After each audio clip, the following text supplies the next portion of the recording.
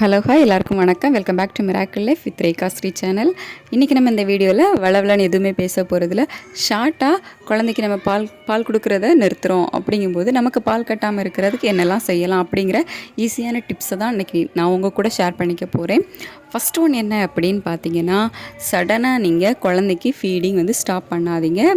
Pressed feeding நீங்கள் பண்ணிக்கிட்டு இருக்கீங்க அப்படிங்கும்போது கொஞ்சம் கொஞ்சமாக ஸ்டாப் பண்ணுங்கள். அது 1 மாதம் வரைக்கும் டைம் எடுக்கலாம்.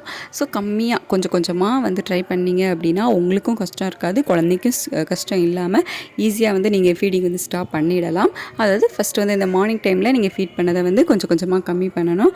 அப்படி நீங்கள் மார்னிங்கில் கம்ப்ளீட்டாக ஸ்டாப் பண்ணதுக்கப்புறமா நைட்டு நீங்கள் ஃபீட் பண்ணுறதை கம்மி பண்ணலாம். நீங்கள் இப்படி கொஞ்சம் கொஞ்சமாக ஃபீடிங் ஸ்டாப் பண்ணும்போது உங்களுக்கும் பால் சுரக்கிறது கம்மியாகும். இதனால் உங்களுக்கு பால் கட்டாது ரொம்ப. சப்போஸ் உங்களுக்கு பால் கட்டுது அப்படிங்கும்போது மட்டும் குழந்தைக்கு ஃபீட் பண்ணுங்கள். அப்படின்னா நீங்கள் எவ்வளோக்கு எவ்வளோ கம்மியாக ஃபீட் பண்ணுறீங்களோ அவ்வளோக்கு அவ்வளோ பால் சுரக்கிறதும் கம்மியாகும். ஸோ இதை ட்ரை பண்ணி பாருங்கள், கண்டிப்பாக ஒர்க் அவுட் ஆகும். அதே மாதிரி ஒரு சைடு இப்போ நீங்கள் கண்டிப்பாக பேபிக்கு ஃபீட் பண்ணணும் அப்படிங்கும்போது ஒரு சைடு மட்டுமே ஃபீட் பண்ணுங்கள். இன்னொரு சைடு உங்களுக்கு எப்போ பால் கட்டி அந்த பெயின் இருக்குதோ அந்த டைமில் மட்டும் ஃபீட் பண்ணுங்கள்.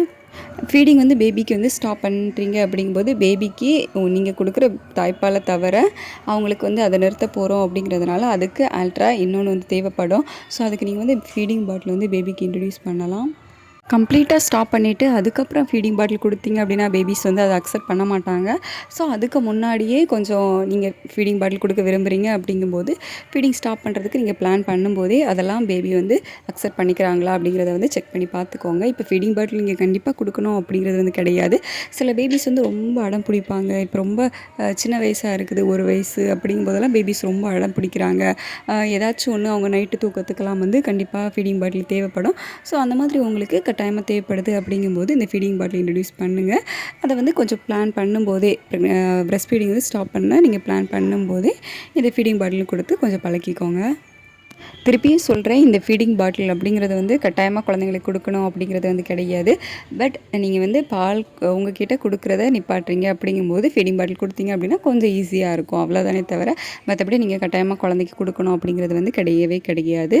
ஸோ நீங்கள் ஃபஸ்ட்டு மார்னிங் தான் உங்களோட ப்ரெஸ்ட் ஃபீடிங் நிப்பாட்ட போகிறீங்க அப்படிங்கிறதுனால உங்களுக்கு தெரியும் மார்னிங் உங்கள் குழந்தைங்க எதை லைக் பண்ணுறாங்க, எந்த மாதிரிலாம் அவங்கள நம்ம டிஸ்ட்ராக்ட் பண்ணுறோம், அவங்க தூங்குறதுக்கு நம்ம எல்லாம் பண்ணுறோம் அப்படிங்கிறத கண்டிப்பாக நீங்கள் தெரிஞ்சுப்பீங்க. ஒவ்வொரு குழந்தைங்களும் ஒவ்வொரு மாதிரி இருப்பாங்க.